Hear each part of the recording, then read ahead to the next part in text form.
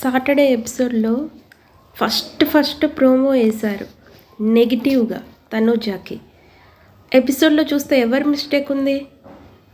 బయట ప్రోమోస్ రాగానే రివ్యూర్స్ మొదలుపెట్టారు. అమ్మా ఈమె అరుస్తుంది ఈ స్పాన్సర్ టాస్క్ కోసం కూడా అరవాలా అని అన్నారు కదా. అది కూడా టాస్కే కదా, అది కూడా గేమే కదా. దాంట్లో మిస్టేక్ ఉంది కాబట్టే తను పాయింట్ రేజ్ చేసింది. అది తప్పు కాదా? అసలు నెగిటివ్గా తనని ఎందుకు పోర్ట్రే చేస్తున్నారు ఈ బిగ్ బాస్ కానీ హోస్ట్ కానీ? కళ్యాణ్ని లేపాలనుకుంటే లేపండి, తనకు కప్ ఇవ్వాలనుకుంటే ఇచ్చుకోండి, కానీ ఒక సెలబ్రిటీని మాత్రం అవమానించకండి. ఎందుకు పిలవాలి, ఎందుకు అవమానించాలి? నిజాయితీగా జెన్యూన్గా ఉన్న వాళ్ళకి అన్ని నెగిటివిటీస్. తను ఎంత పద్ధతిగా ఉంటుందో ఫ్యామిలీ ఆడియన్స్ తనని ఓన్ చేసుకున్నారు.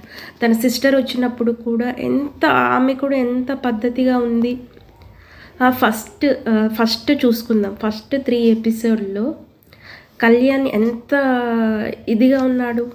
అమ్మాయిల పిచ్చోడు అన్నారు, అది ఇది అన్నారు, కానీ బయట వైల్డ్ కాల్స్ వచ్చినా కానీ తన క్యారెక్టర్ను బ్యాడ్ చేయకుండా తన కోసం స్టాండ్ తీసుకుంది. ఎవరు? అదే తనూజ కూడా తన నెగిటివ్ చేయాలనుకుంటే ఎంతసేపు ఎప్పుడో నెగిటివ్ అయిపోయేవాడు, కానీ తన క్యారెక్టర్ అది కాదు.